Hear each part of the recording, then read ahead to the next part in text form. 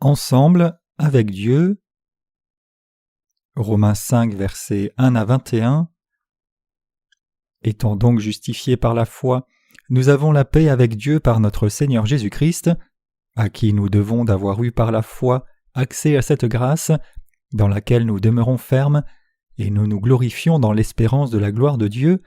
Bien plus, nous nous glorifions même des afflictions, sachant que l'affliction produit la persévérance la victoire dans l'épreuve, et cette victoire l'espérance. Or l'espérance ne trompe point, parce que l'amour de Dieu est répandu dans nos cœurs par le Saint-Esprit qui nous a été donné.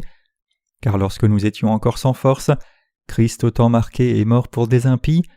À peine mourrait-on pour un juste, quelqu'un peut-être mourrait-il pour un homme de bien, mais Dieu prouve son amour envers nous, en ce que lorsque nous étions encore des pécheurs, Christ est mort pour nous. À plus forte raison donc, maintenant que nous sommes justifiés par son sang, serons-nous sauvés par lui de la colère. Car si lorsque nous étions ennemis nous avons été réconciliés avec Dieu par la mort de son Fils, à plus forte raison étant réconciliés, serons-nous sauvés par sa vie. Et non seulement cela, mais encore nous nous glorifions en Dieu par notre Seigneur Jésus-Christ, par qui maintenant nous avons obtenu la réconciliation. C'est pourquoi, comme par un seul homme le péché est entré dans le monde, et par le péché la mort, et qu'ainsi la mort s'est étendue sur tous les hommes parce que tous ont péché, car jusqu'à la loi le péché était dans le monde. Or le péché n'est pas imputé quand il n'y a point de loi. Cependant la mort a régné depuis Adam jusqu'à Moïse, même sur ceux qui n'avaient pas péché par une transgression semblable à celle d'Adam, lequel est la figure de celui qui devait venir. Mais il n'en est pas du don gratuit comme de l'offense, car si par l'offense d'un seul il en est beaucoup qui sont morts, à plus forte raison la grâce de Dieu et le don de la grâce venant d'un seul homme, Jésus-Christ, ont-ils été abondamment répandus sur beaucoup. Et il n'en est pas du don comme de ce qui est arrivé par un seul qui a péché, car c'est après une seule offense que le jugement est devenu condamnation, tandis que le don gratuit devient justification après plusieurs offenses.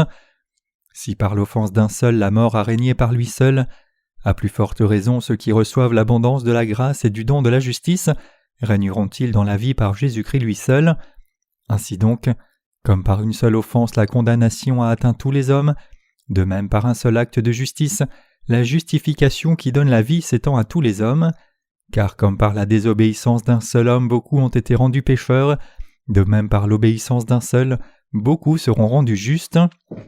Or la loi est intervenue pour que l'offense abondât, mais là où le péché a abondé, la grâce a surabondé, afin que comme le péché a régné par la mort, ainsi la grâce régna par la justice pour la vie éternelle, par Jésus-Christ notre Seigneur. Romains 5, verset 1. Étant donc justifiés par la foi, nous avons la paix avec Dieu par notre Seigneur Jésus-Christ. Le livre des Romains montre clairement que ce n'est pas par la justice de l'homme qu'on reçoit la rémission des péchés, mais c'est en croyant dans la justice de Dieu que la foi est approuvée. C'est pour cela qu'ici, au chapitre 5, Paul explique que nous avons la paix avec Dieu en croyant dans cette justice. Quand Dieu nous a sauvés de nos péchés par sa justice, cela n'a pas de sens que nous n'obtenions pas la paix en manquant de croire dans la justice de Dieu pour notre part. La Bible nous dit que l'on est sauvé de ses péchés en croyant dans la justice de Dieu. C'est la paix qui s'obtient quand on met sa foi dans la justice de Dieu. La justice de Dieu nous a rendus saints, donc quiconque connaît la justice de Dieu et y croit de tout cœur recevra la rémission de tous ses péchés. En Romains 1, verset 17, l'apôtre Paul a dit « Car dans l'Évangile, la justice de Dieu est révélée par la foi et pour la foi. » Le livre des Romains nous dit que la justice humaine ne peut pas délivrer des péchés. En Romains chapitre 5, l'apôtre Paul résume une fois encore l'Évangile dans lequel la justice de Dieu est contenue. Il fait cela pour prêcher cette justice de Dieu au sein de Rome, pour que leur foi soit fortifiée davantage. Cependant, certaines personnes interprètent encore ce passage d'un point de vue erroné de la doctrine de la justification. C'est faux de tordre ce passage pour adhérer à une telle doctrine. La doctrine de la justification est une interprétation qui prétend que puisque les chrétiens croient en Jésus, Dieu les considère sans péché, même s'ils ont encore des péchés intacts. C'est le sens de la doctrine de la justification. La justice de Dieu nous parle différemment. Elle nous dit que ceux qui croient dans la justice de Dieu ont été justifiés par la foi. Nous pouvons être justifiés devant Dieu seulement en croyant dans sa justice. Dieu ne considère pas quelqu'un qui est plein de péché comme n'ayant pas de péché. Entrez par la foi dans cette grâce dans laquelle nous nous tenons. Romains 5, verset 2. À qui nous devons d'avoir eu par la foi accès à cette grâce, dans laquelle nous demeurons fermes et nous nous glorifions dans l'espérance de la gloire de Dieu. La justice de Dieu qui nous est donnée n'est pas constituée de nos propres bonnes œuvres.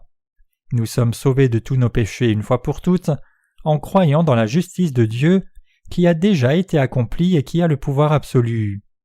Qu'est-ce que la justice de Dieu alors ? Elle se réfère au fait que Dieu a déjà sauvé tous ceux qui vivent sur cette planète de tous leurs péchés à la perfection, en envoyant son Fils sur la terre, en le faisant baptiser par Jean-Baptiste, mourir à la croix et ressusciter d'entre les morts. Donc nous qui croyons dans la justice de Dieu sommes devenus ses enfants, et nous sommes entrés dans sa gloire.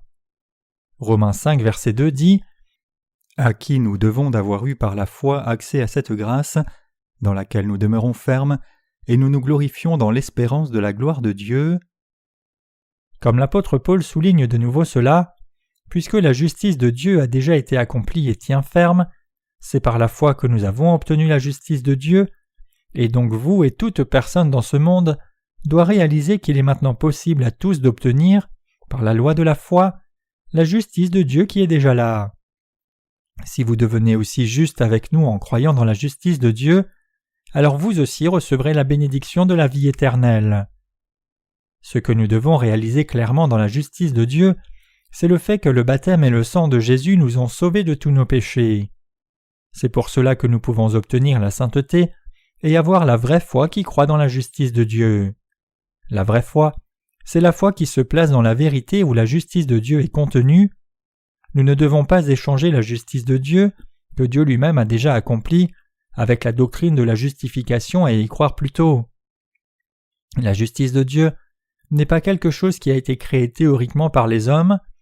La justice de Dieu a été accomplie concrètement et réellement par le baptême et le sang de Jésus. Sans croire dans la justice de Dieu, il est impossible à un pécheur d'être sauvé de tous ses péchés. Donc nous devons comprendre la justice de Dieu correctement et y croire correctement.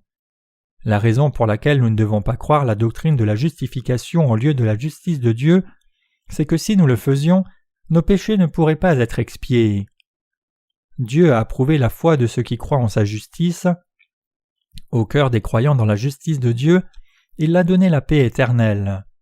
Ce que la justice de Dieu essaie de nous dire, c'est que les péchés de l'humanité avaient brisé leur paix avec Dieu, mais Jésus-Christ les a réconciliés avec Dieu en expiant tous ses péchés par son baptême et le sang.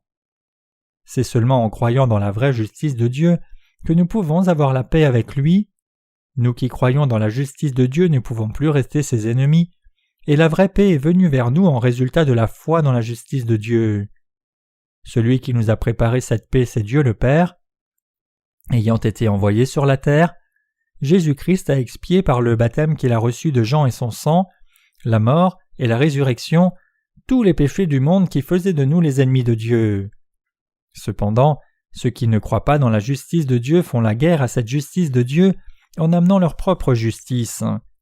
Ces gens doivent se détourner immédiatement et se soumettre à Dieu, et en plaçant maintenant leur foi dans la justice de Dieu, ils doivent recevoir la grâce qui expie tous leurs péchés. Comment la paix de Dieu vient-elle vers un pécheur ? Votre paix avec Dieu ne peut se trouver que si vous l'obtenez en croyant dans sa justice. Il n'y a pas d'autre moyen pour avoir cette paix avec Dieu. En dépit de cela, les pécheurs ne connaissent pas la justice de Dieu même s'ils désirent la paix avec lui, et donc ils ne sont pas en paix avec Dieu.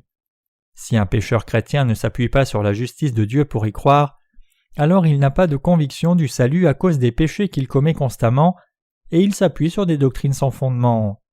Par conséquent, cela ne perpétue que la souffrance et le désespoir. Par contre, nous qui croyons dans la justice de Dieu, jouissons maintenant vraiment de la paix avec lui. La justice de Dieu qui nous rend capables de vaincre. Romains 5, verset 3. Bien plus, nous nous glorifions même des afflictions, sachant que l'affliction produit la persévérance. Non seulement cela, c'est-à-dire non seulement nous avons reçu le salut par la foi, mais nous avons aussi la joie dans les tribulations. C'est parce que nous croyons dans la justice de Dieu. Le passage ici dit que la tribulation produit la persévérance. Cette foi, c'est le témoignage de l'apôtre Paul et aussi notre témoignage. Ceux qui ont été sauvés en croyant dans la justice de Dieu sont parfois persécutés pour prêcher cette justice de Dieu. Ils ont des tribulations en suivant la volonté de Dieu. Romains 5, verset 4. La persévérance, la victoire dans l'épreuve, et cette victoire, l'espérance. Cependant, la persévérance produit aussi l'expérience, et l'expérience produit l'espérance. Parce que Dieu nous a sauvés de tous nos péchés une fois pour toutes et nous a donné de nouveaux cieux et une nouvelle terre, nous attendons patiemment dans l'espérance. C'est le vrai but dans lequel les saints persévèrent. Les tribulations produisent la patience pour les saints persévèrent dans la tribulation parce qu'ils croient que la bénédiction de Dieu viendra bientôt. Un cœur patient est le cœur qui attend le retour proche du Seigneur. À travers les tribulations, Dieu raffine le cœur des saints. Un cœur raffiné nous donne une foi forte qui nous permet de persévérer dans toutes les souffrances. Donc, aucune tribulation ne peut abolir notre foi dans la justice de Dieu. Devant Dieu, le cœur des saints espère toujours le retour du Seigneur, tenant ferme sur la parole de la justice de Dieu.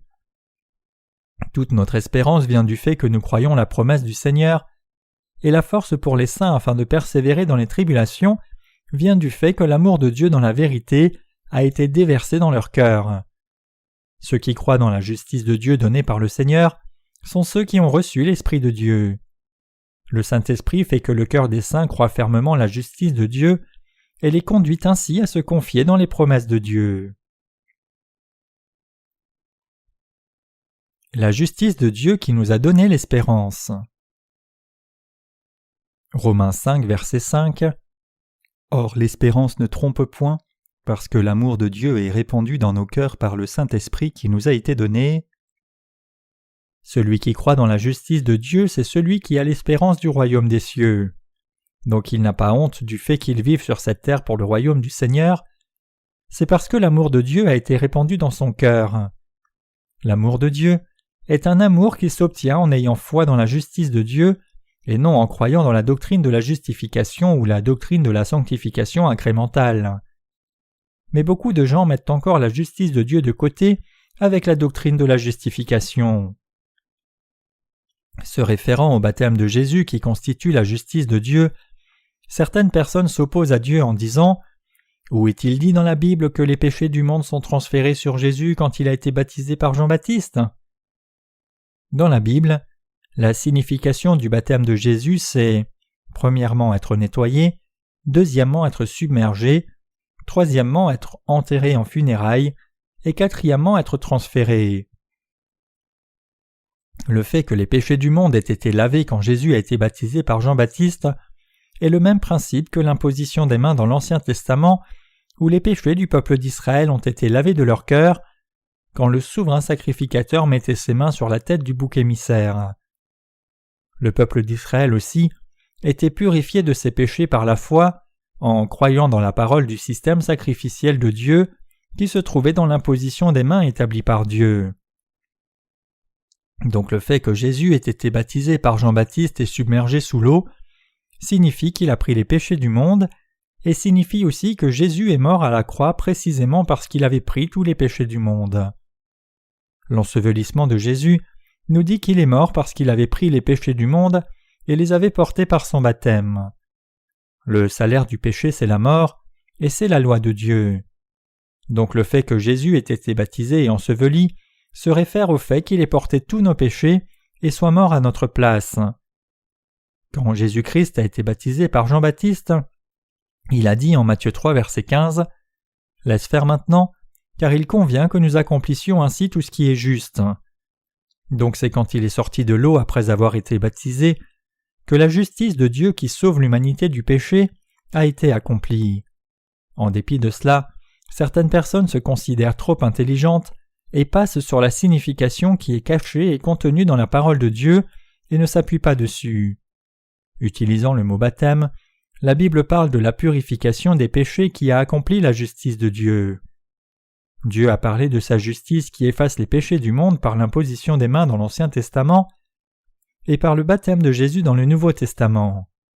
Ceux qui croient dans la justice de Dieu sont ceux qui croient au baptême et au sang de Jésus comme leur salut. Ce sont ces gens-là qui demeurent dans la justice de Dieu. Avant même que nous ne soyons nés.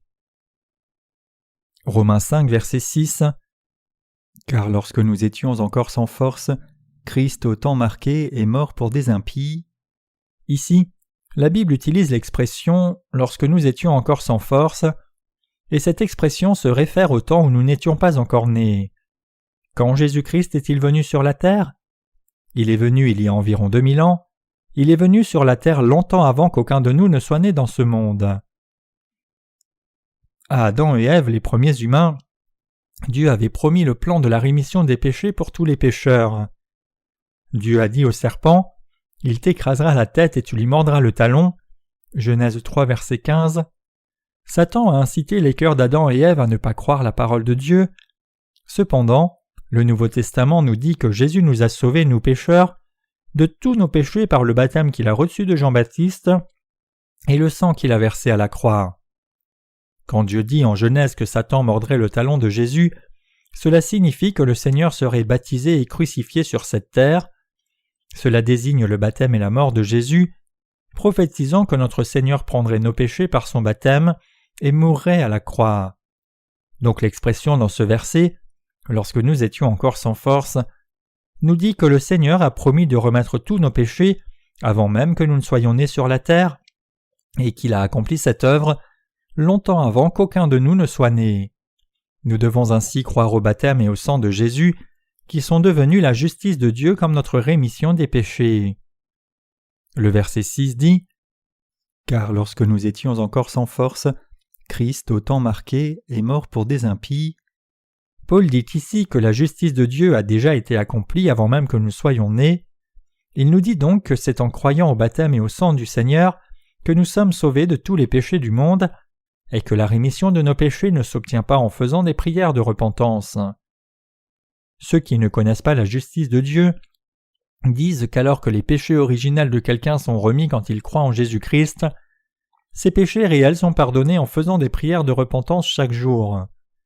Non seulement ces croyances ne sont pas approuvées par Dieu, mais elles n'ont rien à voir avec la foi qui croit dans la justice de Dieu.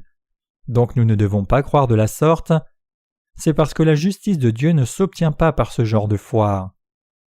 Ces gens disent aussi que les croyants sont sanctifiés graduellement et qu'ils iront dans le royaume des cieux quand leurs corps et âmes seront complètement sans péché sur leur lit de mort.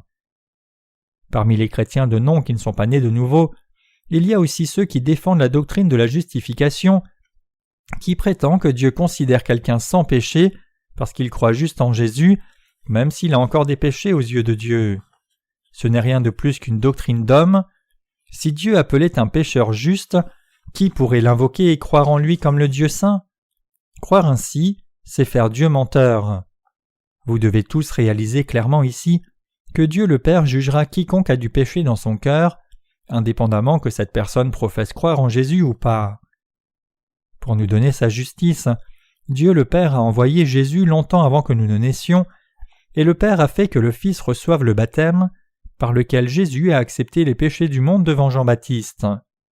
C'est parce que le Seigneur a été baptisé ainsi pour prendre les péchés, qu'il a versé son sang et qu'il est mort à la croix. C'est la justice de Dieu et la vérité infaillible. L'expression « toute justice » que Jésus a donnée en Matthieu 3, verset 15 quand il a été baptisé, signifie « ce qui est juste et droit ». Le Seigneur lui-même est venu sur la terre pour expier tous nos péchés du monde. Il a pris ces péchés du monde en étant baptisé par Jean-Baptiste. Il est allé à la croix et a été condamné pour les péchés du monde en étant crucifié en versant son sang. Et à travers toutes ces choses, il a accompli la justice de Dieu une fois pour toutes. Sachant que nous commettrions des péchés quand nous serions nés dans ce monde, Jésus-Christ a promis de nous sauver de tous nos péchés. Il a accompli cette promesse par le baptême qu'il a reçu de Jean-Baptiste, sa mort à la croix et sa résurrection. Au temps de l'Ancien Testament, les animaux sacrifiés ont accepté les péchés des Israélites par l'imposition des mains. Au temps du Nouveau Testament, Jésus-Christ a pris nos péchés par le baptême donné par Jean-Baptiste, est mort à la croix, et nous a ainsi sauvés de tous nos péchés et a accompli la justice de Dieu. C'est pour cela que nous devons tous avoir foi dans la justice de Dieu, et nous devons tous réaliser que la doctrine de la justification est une doctrine sans fondement. Dieu approuve seulement la foi qui est placée dans sa justice. Le livre des Romains nous enseigne à rejeter notre propre justice humaine et à placer notre foi dans la justice de Dieu. Dieu a démontré son amour. Romains 5, verset 7. À peine mourrait-on pour un juste, quelqu'un peut-être mourrait-il pour un homme de bien. Ce verset parle des rares dans ce monde qui se sont sacrifiés pour les autres. Il y a certaines personnes, bien que très rares, qui veulent donner leur vie pour une cause qu'ils trouvent juste. En d'autres termes, certaines personnes sacrifient leur vie pour quelqu'un d'autre qu'ils considèrent bon, et il nous est dit que rarement quelqu'un mourrait pour les serviteurs de Dieu. Romains 5, verset 8. Mais Dieu prouve son amour envers nous, en ce que lorsque nous étions encore pécheurs, Christ est mort pour nous. Ici, la Bible utilise l'expression « alors que nous étions encore pécheurs », demandant implicitement si quelqu'un était pécheur avant de commencer à croire dans la justice de Dieu. Avant de croire dans la justice de Dieu, nous étions pécheurs ou justes? Nous étions tous pécheurs. Mais Dieu a démontré son amour envers nous en ce que lorsque nous étions encore pécheurs, Christ est mort pour nous. Ce passage nous dit que pour nous sauver de tous nos péchés, Dieu le Père a accompli la rémission de nos péchés par le baptême que Jésus a reçu et le sang qu'il a versé à la croix il y a longtemps. Même lorsque nous étions encore pécheurs, Christ a confirmé son amour pour nous par son baptême et sa mort. Même depuis la fondation du monde, nous sommes tous nés comme descendants d'Adam et sommes ainsi devenus automatiquement pécheurs. Puisque nous sommes nés dans des corps pécheurs, il n'y avait pas de moyen d'échapper à nos péchés sans la foi dans la justice de Dieu. Il n'y avait que la destruction et la souffrance pour nous à cause des péchés. Cependant, Dieu a envoyé son Fils pour nous sauver, et en le faisant baptiser par Jean-Baptiste et mourir à la croix, Dieu a accompli sa justice une fois pour toutes. Par sa justice, Dieu a accompli la rémission de tous les péchés du monde. Cela parle de la parfaite justice de Dieu envers nous. En contrastant la faiblesse de l'humanité et la parfaite justice de Dieu, Paul nous dit combien son amour est grand. Mes chers croyants, vous ne devez pas croire la doctrine de la justification qui n'apporte rien que de la confusion. Vous ne devez pas non plus croire que la doctrine de la sanctification incrémentale. Les pensées charnelles de l'homme peuvent seulement corrompre la justice de Dieu. Par nature fondamentale, aucun homme n'a jamais eu aucune bonté ni justice de lui-même par naissance. Si les humains étaient nés dans la bonté par nature, la justice de Dieu que Jésus a accomplie en sauvant les pécheurs de tous leurs péchés n'aurait pas été élevée si haut. Cependant, si nous qui étions liés à cause du péché et les iniquités avons maintenant obtenu la justice de Dieu en y croyant, alors nous devrions être reconnaissants et nous devrions avoir une foi invariable dans la justice de Dieu. L'amour de Dieu ne peut être connu que de ceux qui croient dans la justice de Dieu. C'est parce que c'est seulement la justice de Dieu qui nous a sauvés des péchés du monde. Ici, nous devons développer quelques mots que l'apôtre Paul a utilisés.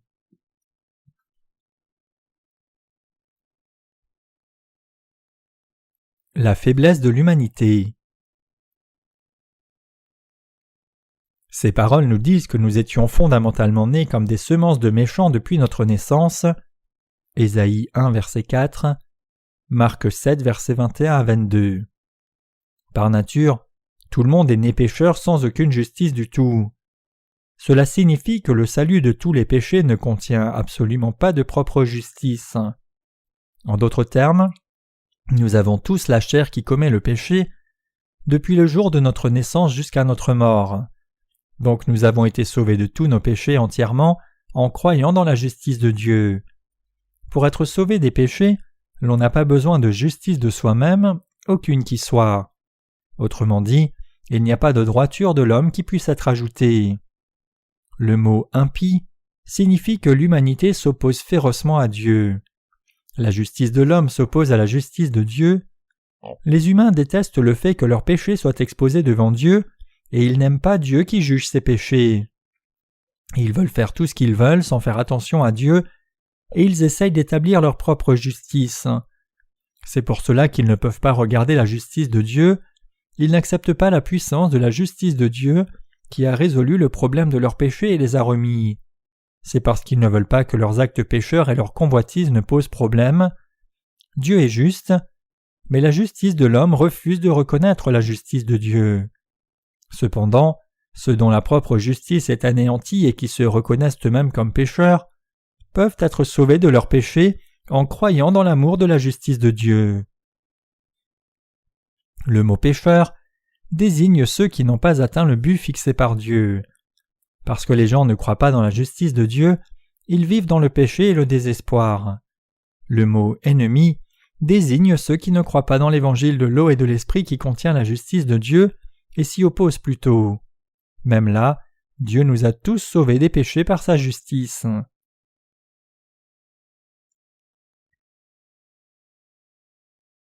La rémission des péchés qui a été accomplie il y a longtemps.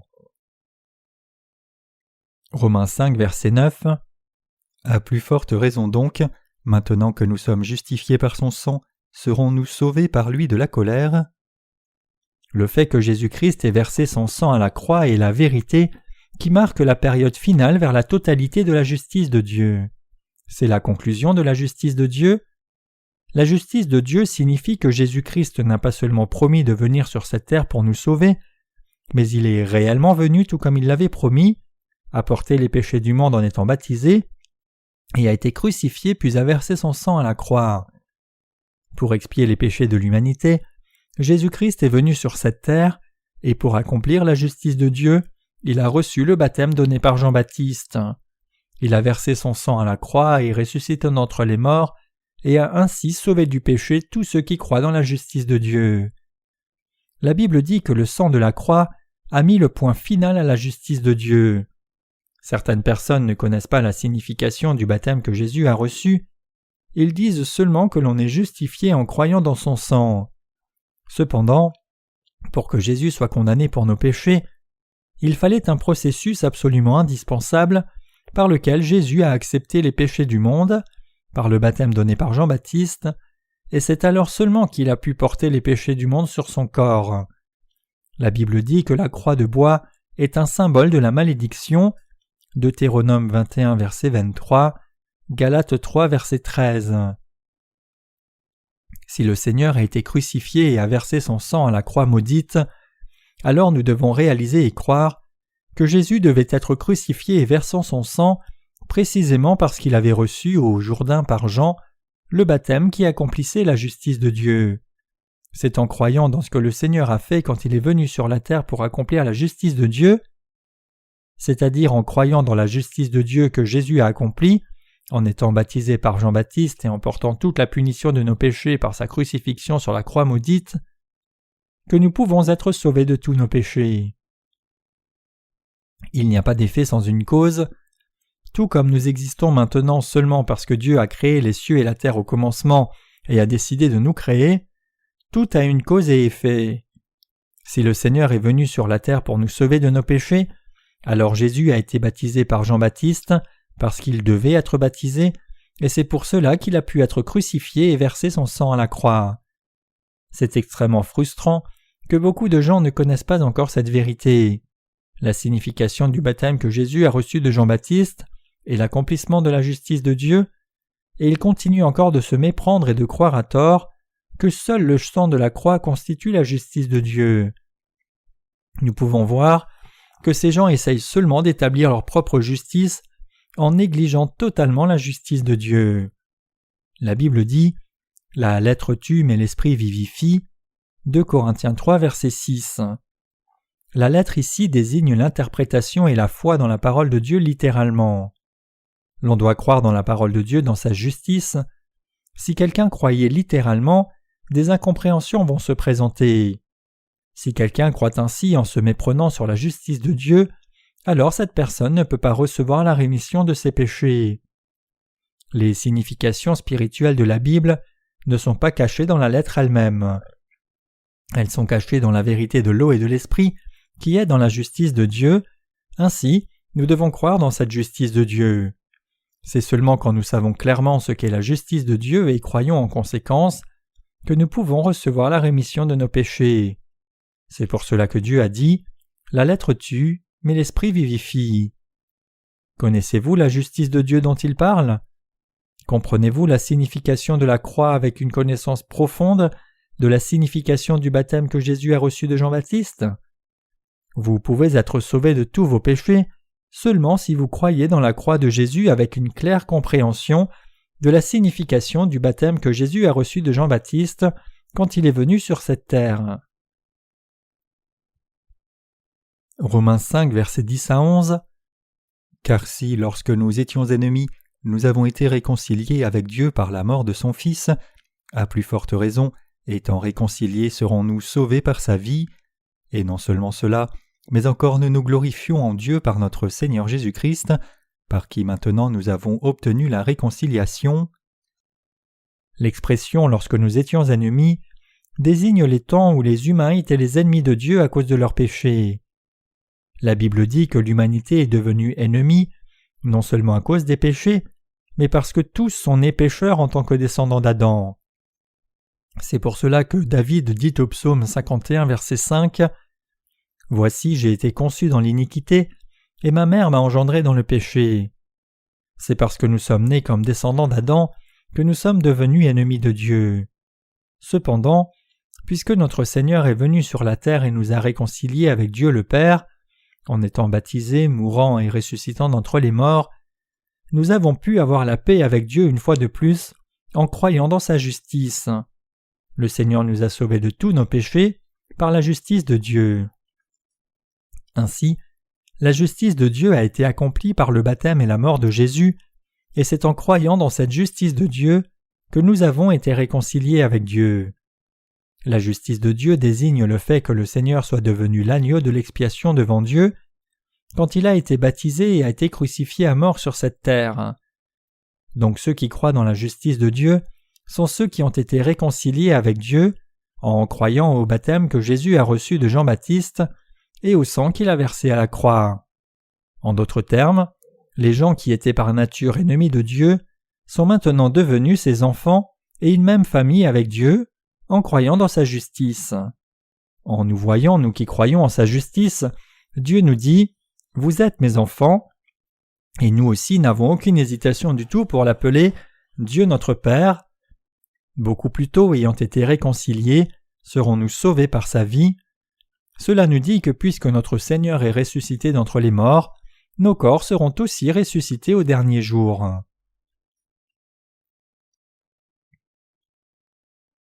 Christ et Adam. Romains 5, verset 12.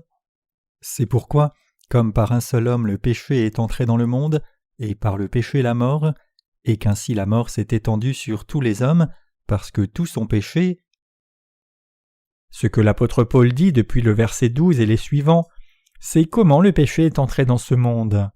Il explique aussi le poids de ce péché, et comment Jésus a expié tous ses péchés. Le « c'est pourquoi » ici désigne le fait que même avant que nous soyons nés sur la terre, et même avant que nous ne connaissions Dieu, Jésus est venu sur la terre, a pris nos péchés par son baptême, a versé son sang à la croix comme salaire de tous nos péchés, et nous a ainsi parfaitement sauvés de tous nos péchés.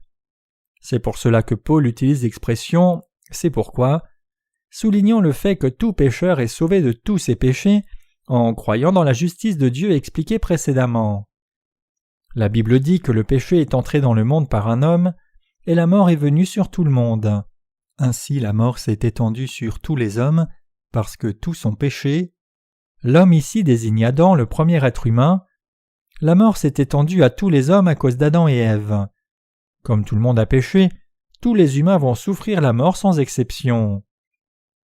Il y a deux théories concernant la nature humaine, la théorie de la bonté innée et la théorie du mal inné. La théorie de la bonté innée dit que les humains sont nés avec le bien en eux par nature, alors que la théorie du mal inné dit que les êtres humains sont méchants depuis leur naissance. Divisés entre ces deux camps, les érudits ont discuté de la nature fondamentale de l'humanité pendant des siècles, mais Dieu dit dans la Bible que le péché est entré dans le monde par un homme. Le péché est entré à cause d'un seul couple, Adam et Ève, et ainsi la mort est venue dans l'humanité. Romains 5, verset 13. Car jusqu'à la loi le péché était dans le monde, or le péché n'est point imputé quand il n'y a pas de loi. Pour expliquer l'évangile de la justice une fois de plus, l'apôtre Paul parle de la loi donnée par Dieu. Dieu avait donné la loi au peuple d'Israël à travers Moïse, mais même avant cela, il y avait du péché dans le cœur des gens à cause de l'héritage du péché originel commis par Adam et Ève. Jusqu'à la loi, le péché était dans le monde. Le péché était dans le cœur des gens avant même que Dieu ne donne la loi à l'humanité, mais ils n'ont pas reconnu le péché comme péché, et ils ont réalisé le péché à travers la loi seulement quand elle leur a été donnée. Le péché est expliqué ici en rapport avec la loi parce que pour que le péché soit exposé en tant que péché, il doit y avoir la loi. Les êtres humains continuent de pécher toute leur vie parce qu'ils ont tous hérité le péché du moment où ils sont nés. C'est à cause d'un seul homme. Finalement, ils sont liés à la mort à cause de ces péchés, et Paul dit ici que ce qui expose le péché, ce n'est autre que la loi. Romains 3, versets 19 à 20 dit « Or nous savons que tout ce que dit la loi, elle le dit à ceux qui sont sous la loi, afin que toute bouche soit fermée et que tout le monde soit reconnu coupable devant Dieu, car nul ne sera justifié devant lui par les œuvres de la loi, puisque c'est par la loi que vient la connaissance du péché. » Pourquoi Dieu a-t-il donné la loi aux pécheurs ? Pour exposer les péchés de l'humanité. Tout le monde a du péché dans son cœur, mais sans la loi, personne ne peut reconnaître le péché comme péché, et personne ne peut réaliser qu'il est une semence de méchant. C'est pour cela que Dieu a donné la loi. Par exemple, quand certaines personnes font de bonnes œuvres, ils ont une haute pensée d'eux-mêmes en disant « Qui peut vivre aussi vertueusement que moi ?» Ils pensent qu'ils vivent vertueusement, et ils se considèrent comme bons. Cependant, ces gens se considèrent bons et vertueux, précisément parce qu'ils ne connaissent pas la loi de Dieu. S'ils connaissaient la loi de Dieu, aucun d'eux ne dirait à Dieu avec confiance qu'il aurait vécu vertueusement. La loi est subdivisée en 613 commandements, mais sa colonne vertébrale peut se résumer en 10.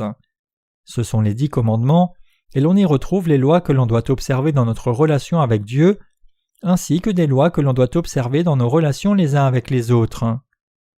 Si nous devions refléter notre propre vie dans ces 10 commandements, qui constituent le cœur de la loi, personne ne pourrait se lever innocent.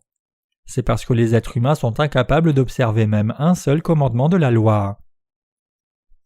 Nous commençons à enfreindre le premier commandement qui nous dit « Tu n'auras point d'autre Dieu devant moi ». Puisque les humains aiment leur propre vie plus que Dieu, et ils aiment l'argent, la célébrité et le pouvoir plus qu'ils n'aiment Dieu, ils ont beaucoup d'idoles selon leurs besoins, et ils ont donc beaucoup d'autres dieux devant Dieu. Beaucoup de gens adorent un autre être humain comme un dieu, alors que d'autres adorent la création de Dieu comme les arbres ou les rochers, mais tout cela c'est en fait commettre le péché. Quand nous nous tenons devant le commandement que Dieu nous a donné, « Tu n'auras point d'autre Dieu devant ma face », nous sommes forcés de reconnaître que nous avons offensé ce commandement devant Dieu. Mais quand il n'y avait pas de loi, beaucoup de gens ne considéraient pas le péché comme un péché. Bien qu'Abraham ait été approuvé en tant que juste parce qu'il croyait la parole de Dieu, ses descendants ont commis l'idolâtrie quand ils vivaient dans le désert après avoir échappé à l'Égypte, et ils ne réalisaient même pas quel grave péché ils commettaient devant Dieu. Avant que le peuple d'Israël ne reçoive la loi par Moïse au mont Sinaï, ils ne savaient rien du péché. Ils ont fini par réaliser que l'idolâtrie était un péché, après avoir reçu la loi qui leur disait de ne pas avoir d'autre Dieu devant Dieu. Dieu a donné la loi au peuple d'Israël et à l'humanité entière, et après avoir donné cette loi, il a aussi donné le système sacrificiel. Le système sacrificiel donné par Dieu commandait au peuple d'Israël que lorsqu'ils réaliseraient leurs péchés à travers la loi, ils amèneraient un agneau sans défaut à sacrifier au tabernacle, transféreraient leurs péchés dessus en imposant leurs mains sur sa tête, et feraient couler son sang en lui coupant la gorge. Quand ce sang était donné aux sacrificateurs, les sacrificateurs devaient le verser sur les 4 cornes de l'autel des holocaustes et verser le reste à terre. Ainsi, ces gens d'Israël recevaient la rémission des péchés par le système sacrificiel instauré par Dieu, et ils sacrifiaient ainsi parce qu'ils reconnaissaient leurs péchés par la loi. En d'autres termes, ils ont réalisé leurs péchés précisément parce que la loi leur montrait leurs iniquités. C'est pour cela que l'apôtre Paul dit que les Juifs et les gens du monde ne considéraient pas le péché comme péché quand il n'y avait pas de loi. Donc avant de parler de l'évangile de l'eau et de l'esprit, il a d'abord fait mention de la loi. Cela explique pourquoi l'apôtre Paul prêchait l'évangile de la justice de Dieu en rapport avec la loi et le système sacrificiel, pour que les gens réalisent leurs péchés et la rémission de Dieu pour ses péchés. Romains 5, verset 14. Cependant la mort a régné depuis Adam jusqu'à Moïse, même sur ceux qui n'avaient pas péché par une transgression semblable à celle d'Adam, lequel est la figure de celui qui devait venir. Paul utilise le mot « mais » ici pour souligner le fait que puisque le péché est entré dans le monde par un homme, et la mort est venue dans le monde à cause de ce péché, notre Seigneur nous a sauvés nous humains qui étions pécheurs depuis le temps d'Adam. Pour prêcher l'évangile aux incroyants, l'apôtre Paul a expliqué une fois de plus l'évangile de la justice de Dieu en le contrastant avec le péché inné et universel de toute l'humanité. Cependant la mort a régné depuis Adam jusqu'à Moïse, même sur ceux qui n'avaient pas péché par une transgression semblable à celle d'Adam, lequel est la figure de celui qui devait venir. En mentionnant Adam, le père de l'humanité, l'apôtre Paul explique pourquoi Jésus est venu. En d'autres termes, le Sauveur est venu quand tous les hommes humains ont hérité le péché d'Adam et qu'ils étaient donc liés au péché durant leur vie pour finir dans la mort et la malédiction. Paul dit qu'Adam est un type du Sauveur à venir. Ainsi, il utilisait une comparaison pour expliquer comment Jésus a expié tous nos péchés, c'est-à-dire que comme tout le monde a du péché et mourra puis sera maudit sans exception à cause d'un seul homme, Jésus est venu comme le Sauveur qui a expié tous les péchés des gens nombreux, une fois pour toutes. En d'autres termes, tout comme chaque être humain est devenu pécheur à cause d'un homme, Adam, tout le monde peut maintenant avoir le salut à cause d'un homme, Jésus-Christ. Quand Paul a décrit Adam comme un type de celui qui devait venir, il désignait Jésus-Christ. Comme par un seul homme le péché est entré dans le monde et la mort par le péché, cela nous dit que comme le péché est entré chez tous les humains à travers un homme, Adam, leur salut du péché est aussi obtenu en croyant dans la justice de Dieu accomplie par Jésus-Christ. Par un homme, Jésus-Christ. Romains 5, verset 15. Mais il n'en est pas du don gratuit comme de l'offense, car si par l'offense d'un seul il en est beaucoup qui sont morts, à plus forte raison la grâce de Dieu et le don de la grâce venant d'un seul homme, Jésus-Christ, ont-ils été abondamment répandus sur beaucoup. L'apôtre Paul continue d'expliquer comment le péché est entré dans le monde et comment ce péché a été remis par la justice de Dieu. Le don gratuit de Dieu ici désigne le don du salut donné par Jésus. En d'autres termes, cela explique que la justice de Dieu a expié tous nos péchés par l'eau et l'esprit et nous a sauvés parfaitement. Mais il n'en est pas du don gratuit comme de l'offense, car si par l'offense d'un seul il en est beaucoup qui sont morts, à plus forte raison la grâce de Dieu et le don de la grâce venant d'un seul homme, Jésus-Christ, ont-ils été abondamment répandus sur beaucoup. Puisque toute l'espèce humaine a son origine en Adam, et qu'il n'y a personne dans ce monde qui ne soit pas né d'Adam, le péché s'est transmis sur tous les descendants d'Adam à cause de sa transgression, et ainsi tout humain est né pécheur. En d'autres termes, tout le monde continue de pécher, et à cause de cela chacun va vers la mort.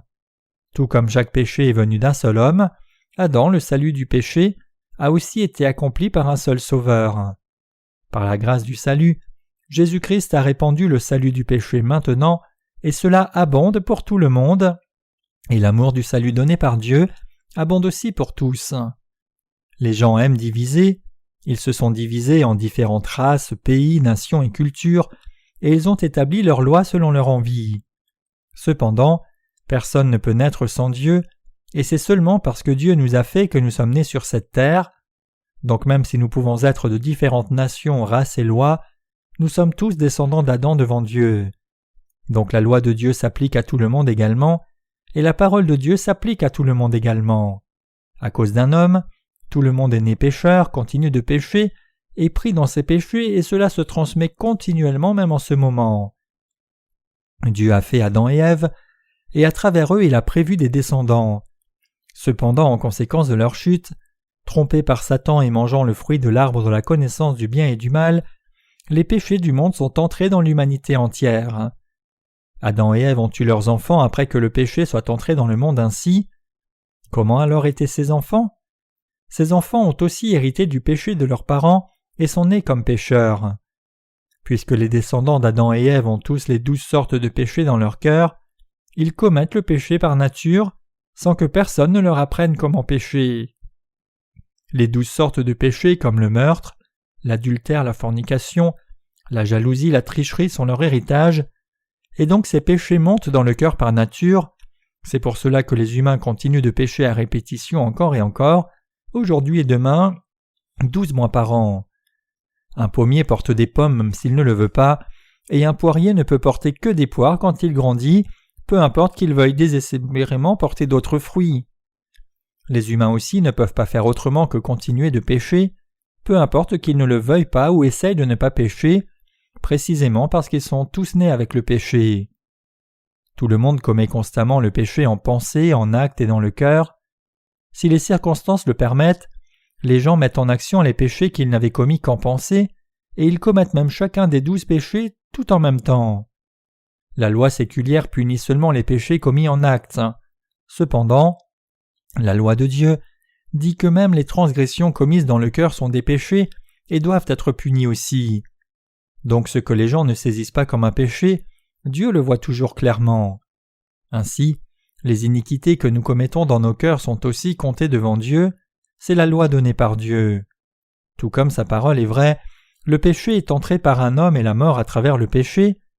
Dire que les humains qui sont une semence de méchants peuvent vivre dans la sainteté sans commettre aucun péché est un mensonge.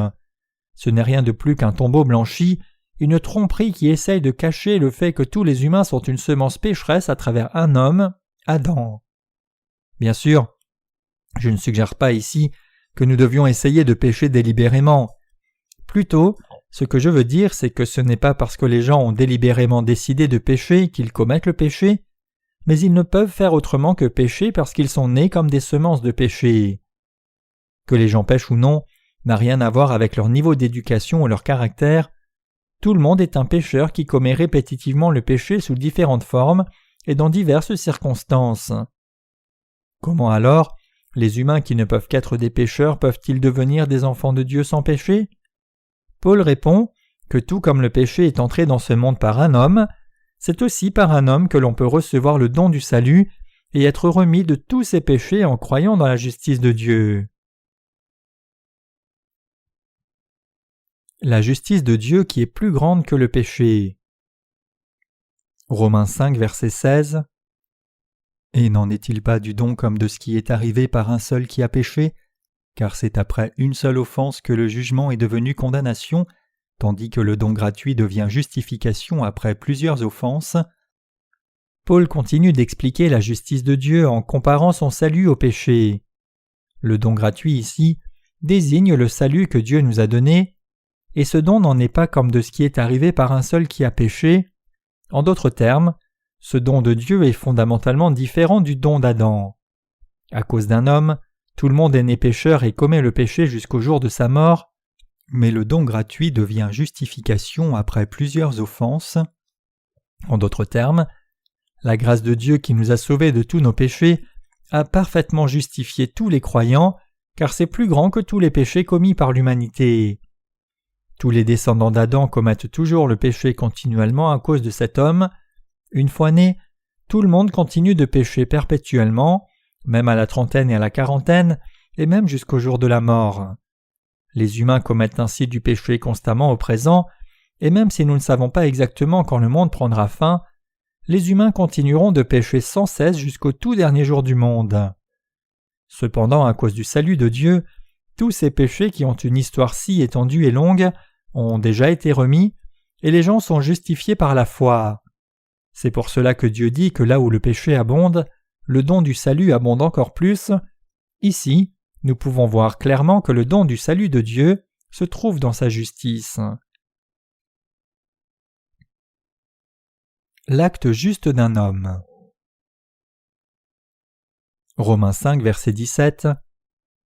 Car si par l'offense d'un seul la mort a régné par un seul, à plus forte raison ceux qui reçoivent l'abondance de la grâce et du don de la justice régneront-ils dans la vie par Jésus-Christ lui seul. L'apôtre Paul continue d'expliquer que la mort est venue sur la planète à cause de l'offense d'un homme et que la mort a régné par cet homme. La mort a régné parce que tout le monde a commis le péché.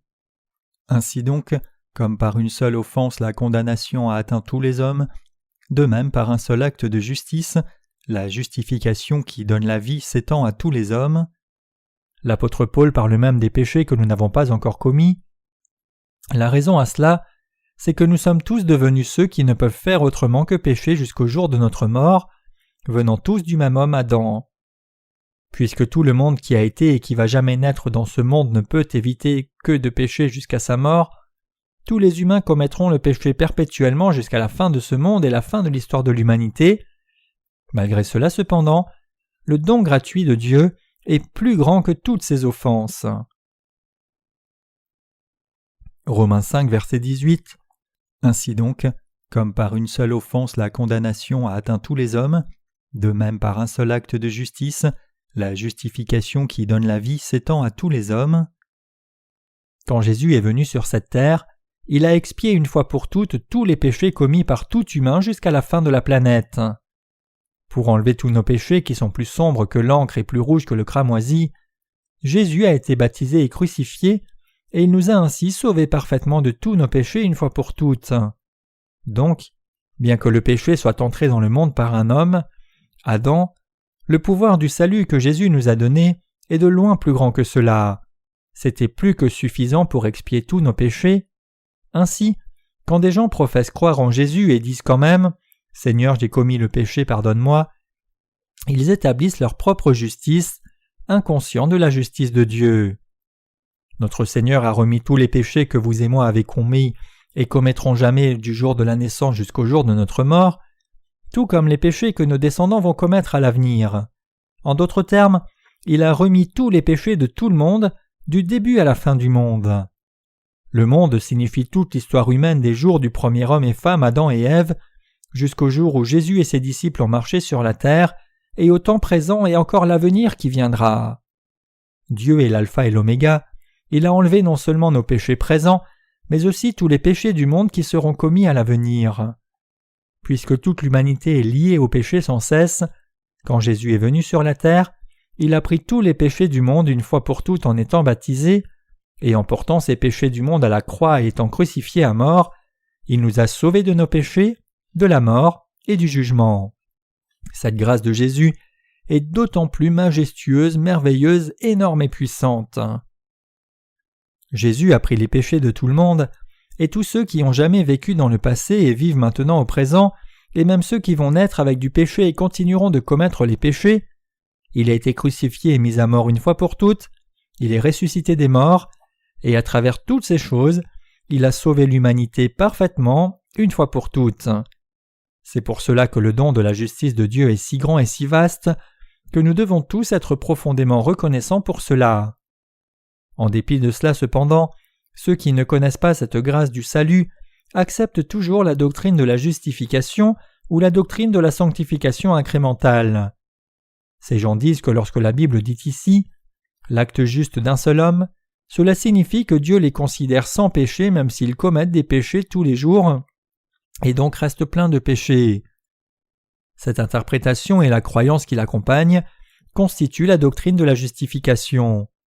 De telles déclarations sont des paroles de rébellion contre Dieu, montrant leur ignorance et leur incrédulité en sa justice.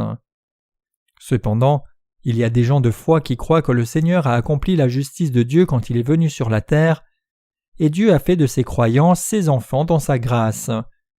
Dieu ne les considère pas seulement sans péché même s'ils auraient du péché, mais il a réellement fait d'eux ses propres enfants en les rendant réellement sans péché. Par l'obéissance du Seigneur. Romains 5, verset 19. Car comme par la désobéissance d'un seul homme beaucoup ont été rendus pécheurs, de même par l'obéissance d'un seul beaucoup seront rendus justes. Le verset 19 dit « Par l'obéissance d'un seul beaucoup seront rendus justes ». Ici encore, Paul fait une comparaison. Imaginons un moment qu'un poirier ait des facultés humaines. Pensant que les pommiers sont plus bénéfiques aux gens, le poirier décide de porter des pommes désormais. Mais un poirier peut-il vraiment porter des pommes ? Non, c'est impossible. Un poirier n'est rien qu'un poirier, il ne peut pas devenir un pommier et ne produit que des poires et non des pommes.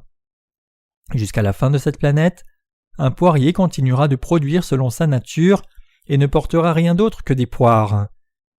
Ainsi, par la désobéissance d'un homme, beaucoup sont devenus pécheurs devant Dieu, et par l'obéissance d'un homme, beaucoup deviendront justes.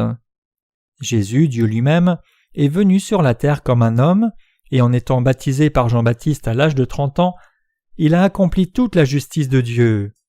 En d'autres termes, il a pris tous les péchés sur lui-même. Par l'obéissance d'un seul, beaucoup seront rendus justes.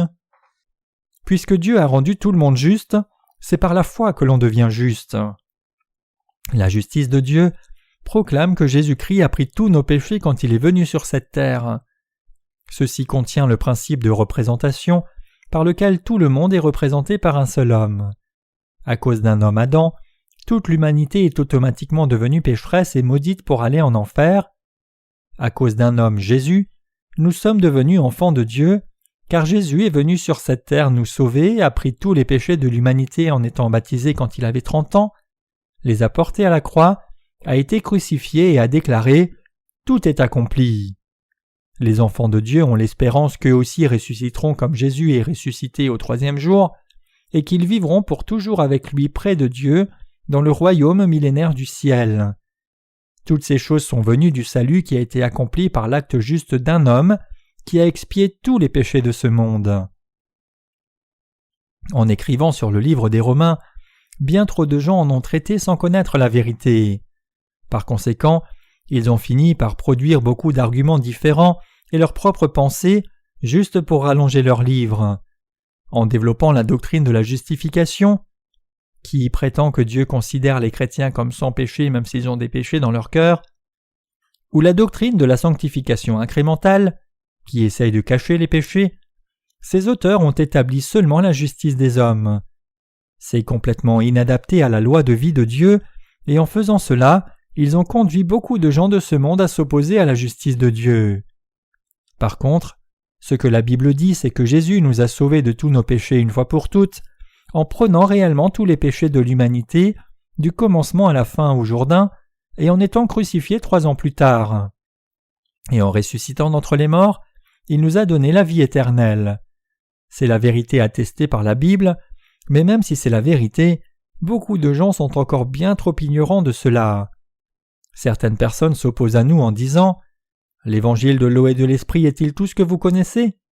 Mais parmi les nombreux prédicateurs sur terre, combien prêchent réellement cet évangile ?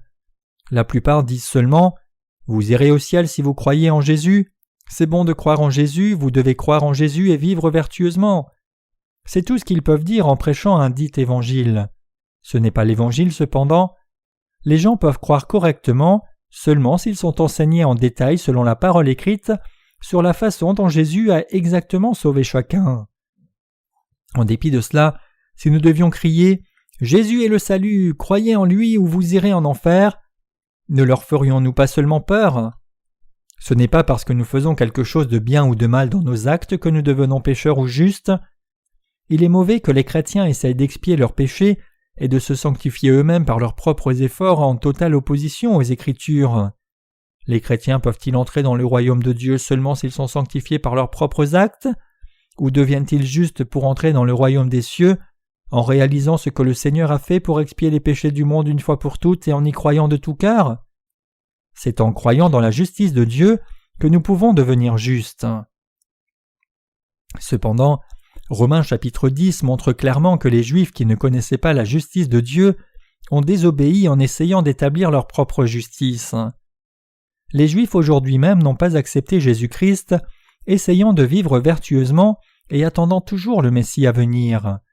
Ils prétendent encore être pieux et saints par eux-mêmes, tuant des bœufs et des agneaux pour faire des sacrifices qui ont déjà été abolis il y a si longtemps. Maintenant même, ils sont divisés entre conservateurs et libéraux, avec un camp attaché à la loi essayant de l'appliquer à la lettre, et l'autre tourné vers les festivités religieuses et la beauté de ce monde. Il y a aussi bien trop de Juifs qui renient même l'existence de Dieu. Même les Juifs qui croient en l'existence de Dieu essayent seulement d'avoir leur propre justice et de montrer leur propre droiture au lieu de croire dans la vérité de Dieu. Donc même jusqu'à ce jour, ils s'assurent toujours de porter des vêtements sombres et des chapeaux et de garder leur barbe parce que la loi leur interdit de les raser. Ils essaient de garder la loi encore et encore, écrivant des passages scripturaires sur du papier et les portant sur le bras pour les lire, et mettant sur leur front une plaque en disant « Sainteté à l'Éternel ». Cependant, ils refusent d'accepter le fait que Jésus soit l'agneau de Dieu, qui est devenu leur sauveur en venant sur la terre il y a plus de 2000 ans, prenant tous leurs péchés en étant baptisé et mourant à la croix, tout cela pour les sauver. Non seulement ces gens, mais aussi les chrétiens d'aujourd'hui disent toutes sortes de non-sens en prétendant à tort « Quiconque croit en Jésus est sauvé » ou « Puisque tu es venu à l'Église et que tu crois en Jésus, tu es choisi ». Mes chers croyants, notre Seigneur a choisi ceux qui seront sauvés en Jésus-Christ en croyant en lui. Il n'a pas dit que quiconque invoque aveuglément son nom serait sauvé. Pour avoir la foi juste, vous devez comprendre la Bible et vous devez saisir son message central. L'apôtre Paul explique la parole répétitivement pour transmettre son message central. À moins que cela ne soit fait, les gens ne saisissent pas la parole clé qu'ils doivent comprendre. C'est pour cela que le christianisme entier dans le monde est en déclin, même si beaucoup d'églises prêchent Jésus. Le mot baptême signifie enterrer, transférer, transmettre et être nettoyé. Mes chers croyants, pourquoi Jésus a-t-il été crucifié ? Parce qu'il avait été baptisé par Jean-Baptiste. Mais quand les chrétiens pensent à la crucifixion de Jésus, tout ce qu'ils peuvent faire, c'est s'étonner de la douleur qu'il a dû subir. Ils ne réalisent même pas pour qui et pourquoi il est mort, ils se demandent seulement combien ils auraient souffert s'ils étaient sujets à cette punition et disent « Seigneur, tu as dû tant souffrir ». Le Seigneur est mort pour nous afin de nous rendre saints parce qu'il avait pris nos péchés. Vous devez quitter la mentalité qui considère les émotions comme un reflet de la foi. Vous devez réellement penser et pleurer sur votre âme et toutes les âmes autour de vous qui sont liées à l'enfer. L'Évangile peut être prêché correctement seulement quand nous connaissons la vérité et avons sa connaissance exacte dans nos cœurs. C'est parce que Jésus a pris nos péchés sur lui qu'il est mort à la croix. Quand notre Seigneur est venu sur cette terre, il n'est pas seulement mort sans accepter nos péchés par son baptême. Il n'a pas dit « Je meurs à la croix pour vous, regardez la croix et repentez-vous tout le temps de vos péchés ». La première chose que Jésus a faite dans sa vie publique, c'est d'aller au Jourdain et recevoir le baptême de Jean-Baptiste à l'âge de 30 ans. Les 4 évangiles parlent d'abord du Jourdain, Jean-Baptiste, et du fait que Jésus a été baptisé par Jean. Pendant 29 ans, Jésus a mené une vie privée, mais une fois qu'il a eu 30 ans, il a commencé son œuvre pour sauver l'humanité de ses péchés, et la première chose qu'il a faite dans sa vie publique, c'est d'être baptisé. Après que Jésus ait été baptisé pour prendre nos péchés, il a été attesté par Jean-Baptiste qu'il avait baptisé en disant « Voici l'agneau de Dieu qui ôte le péché du monde ». Jean 1, verset 29. En d'autres termes, Jésus a pris les péchés du monde en étant baptisé par Jean-Baptiste au Jourdain. Le mot baptême signifie être nettoyé, être submergé, enterré, transféré. Le moyen biblique de pratiquer le baptême est que celui qui baptise et celui qui doit être baptisé soient à moitié submergés dans l'eau jusqu'au torse, et que le baptiseur pose ses mains sur la tête de l'autre et dise « Je te baptise au nom du Père, du Fils et du Saint-Esprit ». Les justes ont la preuve de leur foi en Jésus, c'est-à-dire la preuve de leur foi que tous les péchés du monde, y inclus les leurs, ont été transférés sur Jésus quand il a été baptisé par Jean-Baptiste et qu'il les a sauvés en étant crucifié. C'est parce que Jésus a pris nos péchés en étant baptisé au Jourdain quand il est venu sur la terre qu'il a pu aller à la croix et mourir. Si Jésus n'avait pas porté les péchés du monde, comment aurait-il pu être maudit à la croix quand il n'avait pas de péché ? La Bible dit « Maudit quiconque est pendu au bois » Galates 3, verset 13. Comment Jésus, qui n'a pas de péché, pouvait-il alors être crucifié ? Beaucoup de chrétiens croient en Jésus bien trop religieusement. Tout comme les bouddhistes se considèrent de fidèles disciples s'ils s'inclinent devant une statue de Bouddha gravée dans la pierre et font des offrandes dans leur temple, beaucoup de chrétiens pensent que tout ce qu'ils ont à faire, c'est donner des offrandes et participer à chaque culte en disant « Je crois en Jésus, je crois au sang de la croix, je bois le précieux sang du Seigneur. » Mais c'est en croyant dans la justice de Dieu que nous pouvons boire le précieux sang du Seigneur. En d'autres termes, nous buvons le grand salut du Seigneur en croyant au baptême et au sang de Jésus. Nous croyons à la vérité que Jésus est mort à la croix à notre place, précisément parce que tous les péchés ont été transférés sur lui instantanément par son baptême et qu'il les a pris. Donc nous recevons la grâce du salut du Seigneur en croyant que sa mort à la croix était la condamnation qu'il a prise pour nos péchés et qu'il a effacé nos péchés et l'a accepté en étant baptisé. Puisque la foi ne recherche pas seulement les bénédictions du monde, nous devons regarder cela objectivement. Un prédicateur doit ouvrir la parole puis donner son sermon selon les Écritures qu'il a choisies. Cependant, bien trop de prédicateurs disent seulement des choses présomptueuses quand la parole est ouverte. L'Assemblée devrait apprendre des leçons spirituelles dans la parole, comprendre et croire, mais ils apprennent seulement une foi de formalité orientée sur les actes. Car comme par la désobéissance d'un seul homme beaucoup ont été rendus pécheurs, de même par l'obéissance d'un seul beaucoup seront rendus justes. C'est à cause d'un homme, Jésus, venu dans ce monde en obéissance et prenant nos péchés par son baptême, que nos péchés ont été effacés. Et c'est parce que Jésus a accepté nos péchés qu'il devait mourir à la croix à notre place. La raison pour laquelle la mort de Jésus-Christ est notre mort, et qu'il a été percé, abusé et frappé, c'est qu'il avait déjà pris les péchés du monde en étant baptisé. À travers toutes ces souffrances que Jésus a subies dans la cour de Pilate, il n'a pas ouvert la bouche jusqu'à sa mort. Il savait qu'il devait prendre cette punition sans faute parce qu'il avait pris nos péchés à travers son baptême. C'est parce que c'était la volonté du Père que Jésus a obéi comme un agneau devant celui qui le tond. Juste avant de mourir, il dit en dernier lieu « Tout est accompli », indiquant que Jésus avait accompli le ministère du salut de l'humanité. Il est ressuscité au 3e jour, a rendu témoignage pendant 40 jours, puis est monté au royaume des cieux. Si quelqu'un croit en Jésus-Christ qui a accompli la justice de Dieu comme son sauveur, alors peu importe les insuffisances qu'il peut avoir, Christ l'a rendu juste. Il n'y a pas de péché que Christ n'ait pas enlevé, il les a tous portés. Par un homme, beaucoup sont devenus pécheurs. Par un homme, Jésus-Christ, tous les péchés du monde ont disparu. Romains 5, verset 20. Or, la loi est intervenue pour que l'offense abondât, mais là où le péché a abondé, la grâce a surabondé. Paul dit ici que la loi est entrée pour que l'offense abonde. Comme descendants d'Adam, les humains sont fondamentalement nés avec du péché et pêchent constamment. Mais même s'ils commettent des péchés, ils ne réalisent pas ces péchés comme péchés.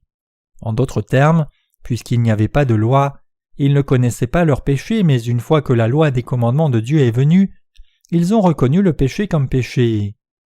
Comme la loi nous a fait réaliser les péchés que nous ne reconnaissions pas auparavant, nos péchés ont abondé par conséquent. Nous commettons tous beaucoup de péchés par nature, mais une fois que nous les reconnaissons, notre offense abonde davantage. C'est pour cela que la Bible dit ici « Or la loi est intervenue pour que l'offense abondât ».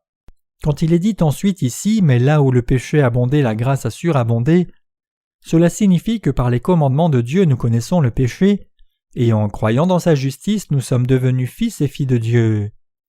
C'est seulement quand les gens réalisent par la loi « Je suis si insuffisant, je suis si pécheur » qu'ils peuvent réaliser que le parfait évangile, qui constitue la justice de Dieu, est la grâce de Dieu.